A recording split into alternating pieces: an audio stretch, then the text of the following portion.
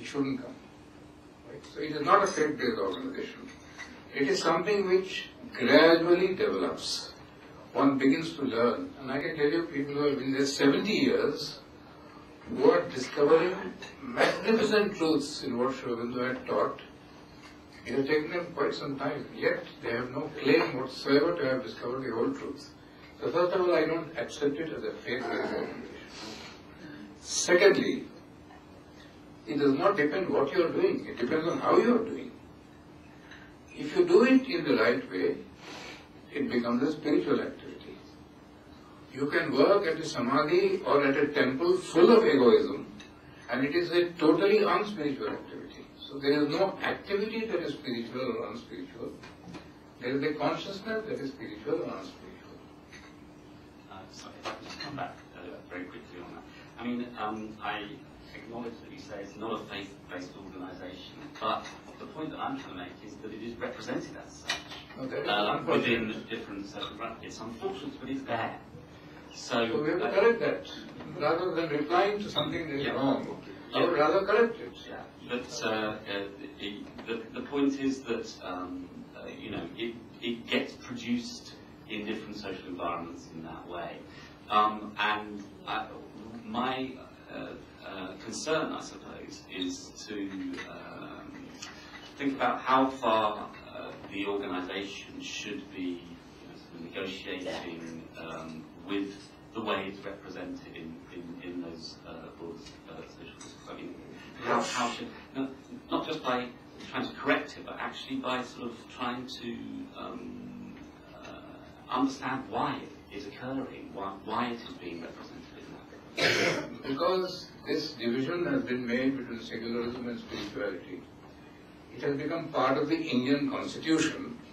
So we have to all the time try to argue on their basis.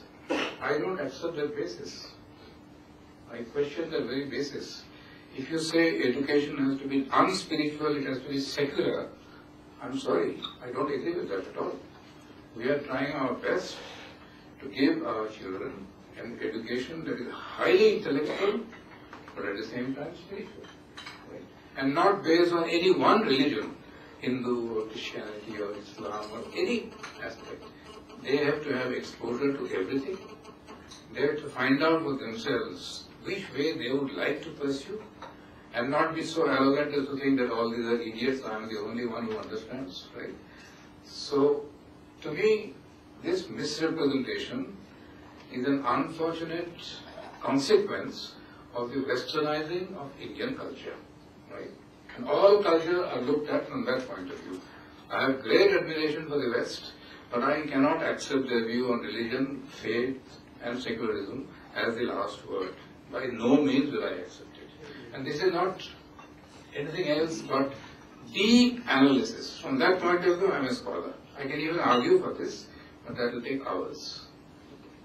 Yeah, Deepa. I'm taking a great liberty in asking you this question, but the comment that you made about, you know, writing a book about swimming, and you will not be able to learn how to swim when you're done writing the book because it doesn't actually give you the experience of it and so on. So I'm thinking that what we are dealing with when we are talking about scholarship on whatever, not even necessarily Hindu organizations, but anything, is not swimming. And it's a different kind of mental exercise. And I want to say that we probably have had many conversations about this in the past, and this is the kind of thing that actually gets the academics goat, right? To say that, you know, that the stuff that you do is not really worth it because from point A to point B you're still in the same spot. So I'm wondering if you can clarify that. I'll clarify. There's a beautiful sentence of Sri Aurobindo in the Foundation of Indian Culture, where he says that one of the essential points is religion, philosophy and religion.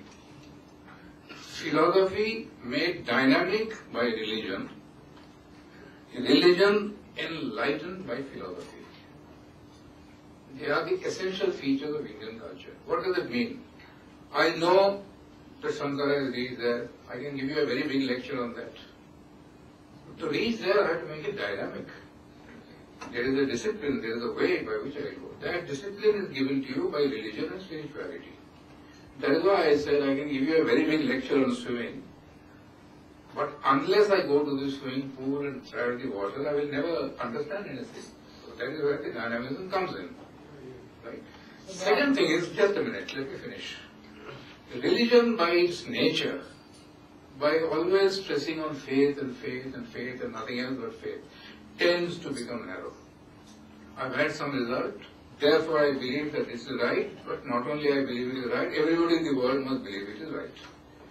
It is therefore very desirable that you look at the same truth from many points of view. And this is the essence of Indian culture.